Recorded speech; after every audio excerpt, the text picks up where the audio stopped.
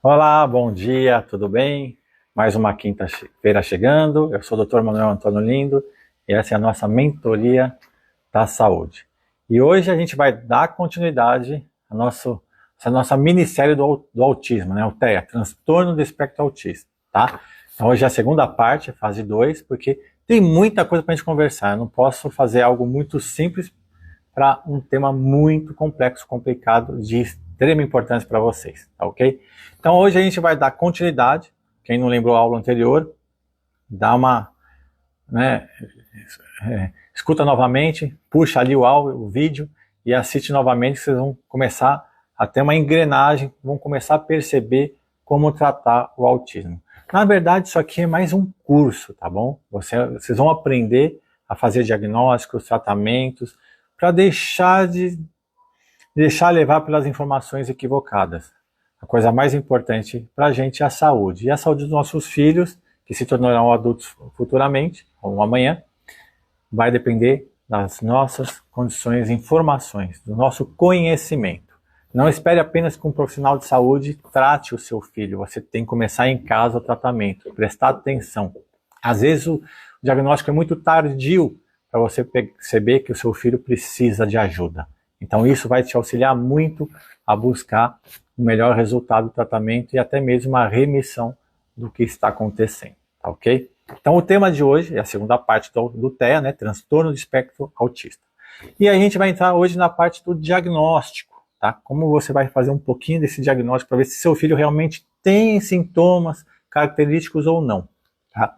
Então, por exemplo, devido à falta de compreensão dos aspectos fisiopatológicos, que é a parte mais importante da criança, tá? Do transtorno neurocomportamental, a avaliação hoje atual do TEA, transtorno do espectro autista, é um protocolo psiquiátrico. É equivocado, não se pode ser somente psiquiátrico, tá?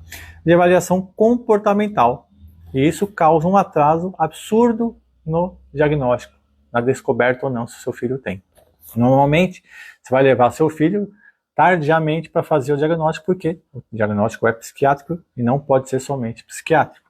Então a criança acaba descobrindo, às vezes, com 4 anos ou mais de idade.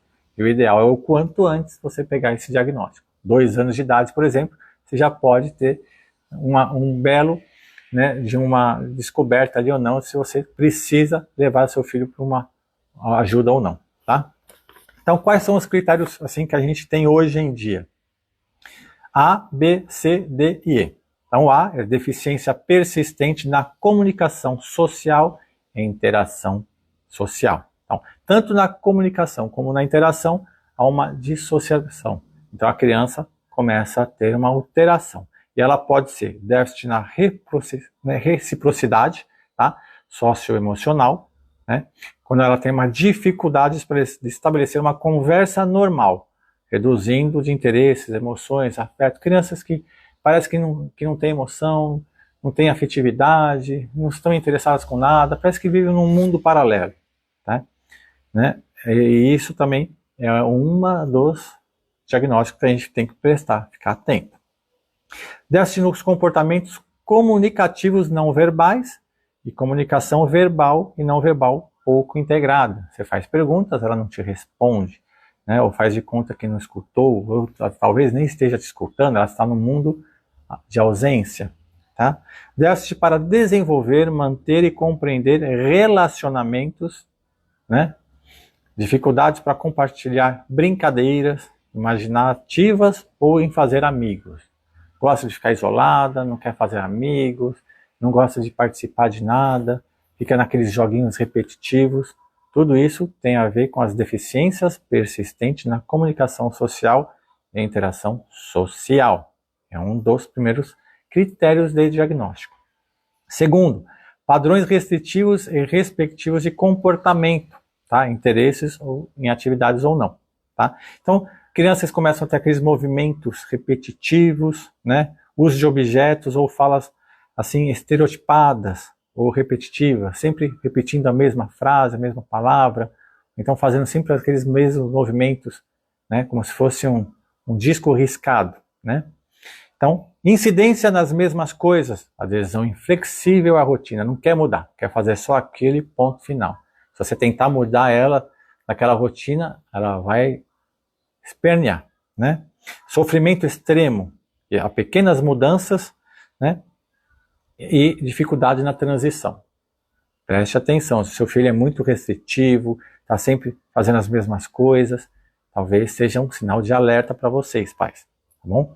Interesses fixos e altamente restritos que são anormais à intensidade ou foco.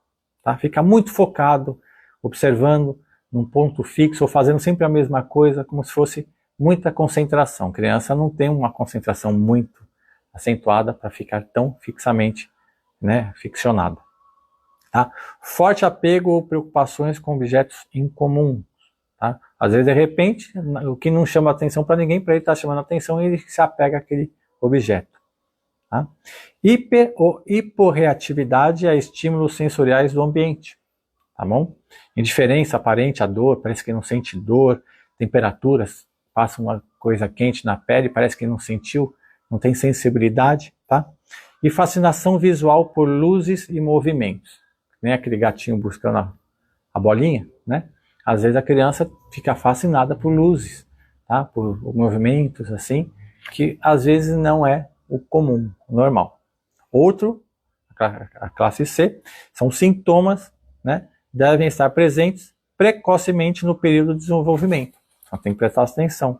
Quais são esses sintomas que estão precocemente no desenvolvimento? Tá? Outro seria sintomas que causam prejuízo clinicamente significativos no funcionamento social profissional. A gente está falando de criança, mas depois tem a gente na fase da adolescência, da fase adulta, né, na fase da faculdade, dos cursos mais avançados, na parte, né, de trabalho, né, em equipe. Tudo isso, às vezes, você vai prestar atenção. Tem adultos que têm essa dificuldade, né, de desenvolver com outras pessoas. Essas perturbações não são mais bem aplicadas por deficiência intelectual ou por atraso global. Também é uma outra coisa que a gente tem que prestar atenção. Então, em relação a isso, tem os níveis da gravidade do transtorno do espectro autista. Tem o nível 1, 2 e 3. A gente começa pelo terceiro, que é o mais grave, que é o exigindo apoio muito substancial. Quer dizer, a criança precisa de muito apoio, não pouco, isso é muito. Então, a comunicação social dela tem uma deficiência grave, né, de funcionamento social verbal e não verbal.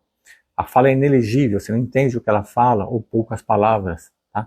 Isso, claro que fica fácil de você fazer um diagnóstico, mas difícil quando é suave. Tá?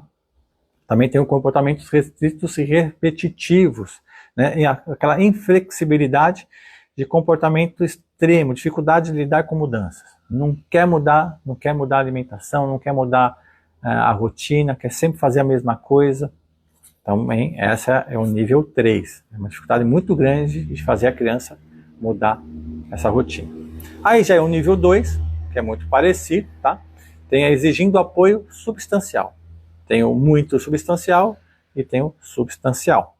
É uma deficiência grave de funcionamento social verbal e não verbal com frases e interesses reduzidos. Você faz uma pergunta e ela responde com poucas frases, com poucas palavras, assim, curto. Ela não desenvolve as frases, as perguntas. A resposta é muito curta e às vezes não tem coerência, tá?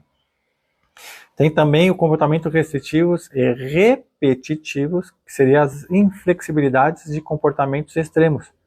Dificuldade de mudar com mudanças. Sofrimentos ou com dificuldade de mudar os focos e ações. Está sempre concentrado numa coisa, mas não consegue fazer outra coisa que não seja aquilo. Tá? Já o nível 1, que é muito mais difícil você fazer um diagnóstico, que é muito suave, é o exigindo apoio, mas passa imperceptível para os pais e para as mães. Né? Na comunicação social, por exemplo, é uma deficiência na comunicação social, dificuldade para iniciar interações sociais, tá? Respostas atípicas ou sem sucesso. Uma pessoa que consegue falar frases completas e envolver-se na comunicação, embora apresente falhas na conversação com os outros. Às vezes muda de tema, às vezes você está fazendo uma pergunta e de repente ela fala de outra coisa que não tem contexto com aquilo que você, né, fez a pergunta. Tem que ficar atento. E comportamentos restritos repetitivos é uma inflexibilidade também de comportamentos pela dificuldde de trocar de atividades. Começa a fazer uma atividade, uma brincadeira, de repente ela não quer fazer outra que não seja essa, né? E tem também muito problema de organização, de planejamento. Ela não consegue ser organizada nem planejar algo. Não tem, assim, um planejamento, o que ela vai fazer com aquela atividade. Então isso também é ficar atento. Isso aí é muito leve, é difícil você fazer esse diagnóstico, mas já tem alguma coisa alterada aí. Então a gente vai falar um pouco também, além desses aspectos, das prevalências de autismo, tá? Para você ter uma ideia, o Brasil não tem uma estatística muito eficaz. Então a gente vai pegar a dos Estados Unidos, que já tem um estudo mais adequado, tá? Nos Estados Unidos já existe uma coleta dessas informações das crianças já nas pesquisas domiciliares, tá? E dentro da escola também. Então aqui não tem ainda, mas lá nos Estados Unidos já tem há um bom tempo. E o CDC, né, que é o Centro de Controle de Prevenção de Doenças americano, tem uma agência separada que vai cuidar somente dos transtornos de espectro autistas, que é o ADDM, tá? Que coleta esses dados. Para você ter uma ideia, você vê como há um crescimento exponencial. Isso não pode ser genético, porque crescimento exponencial foge da genética, tá? Na época de 2007 a 2002, ou na verdade, os dados coletados de 2002 a 2007, haviam uma criança autista para 150 crianças. Então, a cada 150 crianças, uma tinha o TEA, transtorno de espectro. Isso em 2002 a 2007. De 2007 a 2009, esse número de 150 caiu para 110, quer dizer, então a cada 110 crianças nascidas, uma tinha autismo. Baixou 40 pontos, 40 crianças. Já de 2008 a 2012, esse número de 110 caiu para 88. Olha que número alarmante, está caindo. De 2012 a 2016, de 88 caiu para 68. De 2014 para 2018, de 68 para 59. Hoje nós estamos falando na casa dos 30. Vocês vão perceber que é muito mais sério do que vocês imaginam. Porque 30, e na agenda que a gente fala de até 2030, provavelmente vai chegar uma criança saudável para uma criança com autismo. Tá? Não que a criança saudável seja, e a autista não seja saudável, mas elas têm uma intoxicação. Então precisa fazer alguma correção. Tá? Então a projeção é de 15% ao ano em número de casos. Quer dizer, a cada ano, 15% mais crianças vão adquirir autismo. Isso não é normal. Acordem, algo está acontecendo com nossos filhos e vocês não estão percebendo.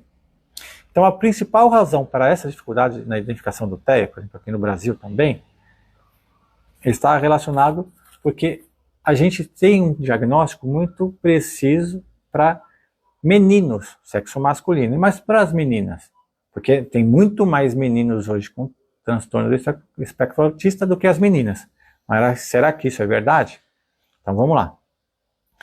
A principal razão dessa dificuldade de identificar as meninas está no simples fato de que os critérios de avaliação foram feitos com base em padrões essencialmente masculinos. Tá? Então, claro, se você fazer um padrão masculino, você não vai fazer o diagnóstico no feminino. Tá? Sinais buscados na avaliação pelos profissionais está no interesse específico em comum, que fica evidente entre os meninos, mas passa totalmente desapercebido nas meninas. Então tem muitas crianças, meninas, que têm uma deficiência do espectro autista que não está sendo diagnosticado. Ok? E esse comportamento social das meninas com TEA é diferente dos meninos. Elas conseguem disfarçar suas dificuldades sociais com suas habilidades especiais de copiar o comportamento de outras meninas. Como ela imita uma amiga que não tem transtorno do espectro autista, ela vai passar desapercebido como se ela não tivesse, mas talvez ela tenha. Tá? E isso tende a camuflar, né, durante toda essa vida acadêmica, tá, da escola, e até mesmo no ambiente do trabalho. E só depois, na fase adulta, que a pessoa percebe que tem um grau de autismo. 1, 2 ou 3. Tá bom? Então, o que acontece com frequência é uma interpretação errada de sintomas como ansiedade, problemas alimentares. Se você ter uma ideia, 23% das meninas que têm aquela anorexia nervosa têm autismo. E aí você vai no profissional e eles fazem um outro diagnóstico que não é o correto, tá? Elas erroneamente são diagnósticos com TOC, transtorno obsessivo compulsivo. Também, será que é TOC ou será que é um autismo? Essas meninas não estão entrando no diagnóstico de TEA. Se você colocar só meninos 30, a cada criança 30 tem autismo, a cada 30 crianças que nascem, uma tem autismo, se você colocar as meninas, esse número vai cair muito, tá? Agora, por que as meninas passam desapercebido, além do diagnóstico estar errado? Por causa do seu hormônio feminino, o estradiol. Para você ter uma ideia, esse hormônio esteroide, o estradiol, que promove o desenvolvimento e manutenção das características femininas do corpo, né, que distingue uma menina de um menino no cérebro. Tá? Então, esse hormônio no cérebro vai fazer muita coisa. Para você ter uma ideia, o estrogênio estimula, influencia diretamente a função cerebral, tá? Através de seus receptores estrogênicos nos neurônios em múltiplas partes do cérebro, estimulando a parte neural. Tá? Esse estímulo da produção de fatores de crescimento dos nervos, tá? Promovendo assim o crescimento da via neural e reparo dos neurônios danificados. Então, olha como a natureza é interessante, né? O próprio estradiol, né, o hormônio feminino, começa a fazer uma reparação daqueles neurônios danificados. Por isso que também tem um diagnóstico muito, assim, tardio das meninas e às vezes nem conseguem fazer esse diagnóstico, porque elas passam desapercebido, tá? Então, importante, poderia reverter o estrogênio, os sintomas semelhantes ao autismo. Tanto é que hoje em dia tem muitos estudos relacionados com o estradiol para autismo, tá? Simplificando, o estradiol pode aumentar o número de conexões entre as células do cérebro, melhorando assim a comunicação do seu sistema nervoso cerebral central, tá? Então eu quero que vocês saibam que tem algumas opções terapêuticas que a gente vai falar mais adiante para a gente reverter essas crianças. Agora, uma coisa que eu quero falar também. Quais são esses fatores associados que podem levar ao desencadeamento do TEA? A gente falou na aula anterior, a gente vai repetir alguns deles hoje aqui também, tá? O mais importante é o polimorfismo do MTHFR. Dá uma assistida novamente no vídeo anterior, você vai ver que esse polimorfismo não deixa você fazer a absorção, né, dos folatos, e isso faz com que você tenha uma deficiência cognitiva, tá bom? Então a gente tem que corrigir essa alteração dessa enzima, tá? A suplementação adequada de metilfolato. Você está fazendo na gestação e a criança está usando metilfolato ou você está usando ácido fólico? Ácido fólico é inativo, você precisa da forma ativa para fazer o efeito a nível cerebral. Ácido fólico não é saudável, e sim metilfolato, tá bom? Carência de nutrientes durante a gestação. A gente está acostumado, vai no profissional da área da saúde, que vai cuidar da gestante, e ele manda você tomar um suplemento, um polivitamínico que você compra na farmácia. Não é suficiente. Você tem que suplementar muito mais. Vocês acham que todas as vitaminas, minerais, vai caber dentro de uma cápsula? Não, né? Então, aquela deficiência de nutrientes pode sim contribuir para você ter um filho com transtorno de espectro autista. Então, suplementar durante a gestação é essencial, tá? E não se pode passar desapercebido, tá? Início inadequado de formações da microbiota do sistema imune do bebê, tá? Através do tipo de parto e a amamentação da primeira hora. Lembra que eu falei?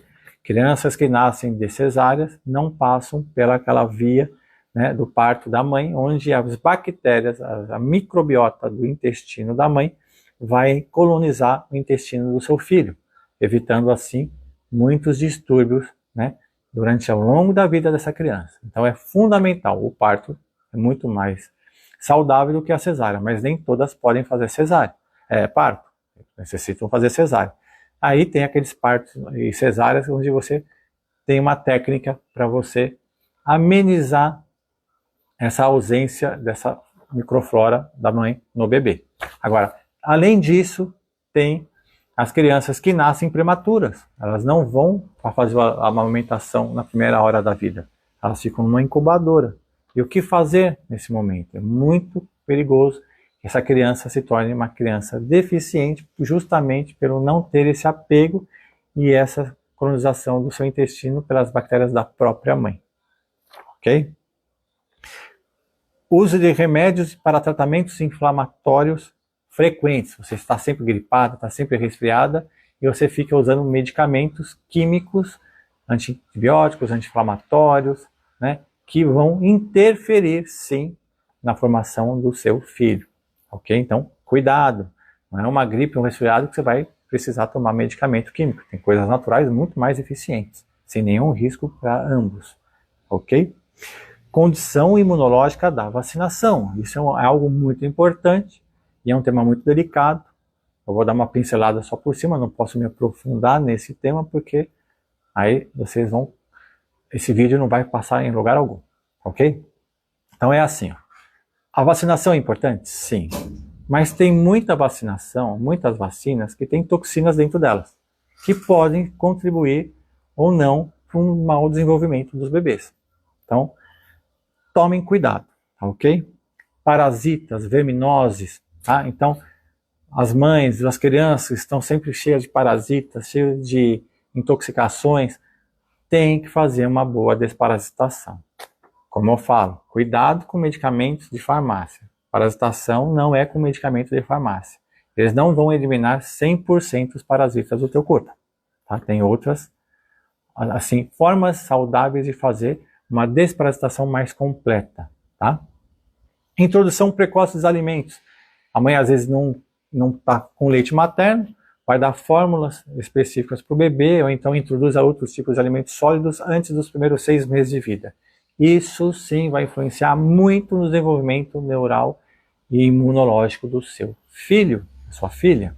Tá? Então, aleitamento, amamentação exclusiva até os 6 meses é o mínimo que a mãe pode fazer.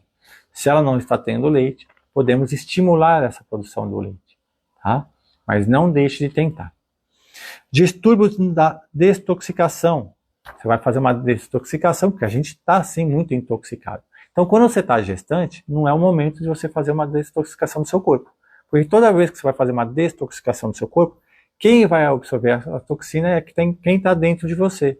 O seu bebê vai absorver essas toxicidades. E nós sim temos muitos parasitas, temos muitos metais tóxicos. Então, quando você tenta fazer uma limpeza do seu corpo, você vai acabar jogando para o outro bebê seu essas toxicidades. E isso é perigoso, tá? A semana vai ficar por aqui.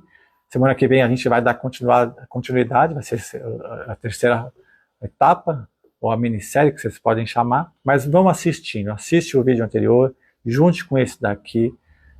Olha, curtam, compartilhem, dá like. Quanto mais gente souber que tem solução, melhor, ok? Quanto mais gente nós pudermos ajudar, mais grato eu fico com vocês. E qualquer dúvida, entre em contato comigo. Uma excelente semana para todos vocês.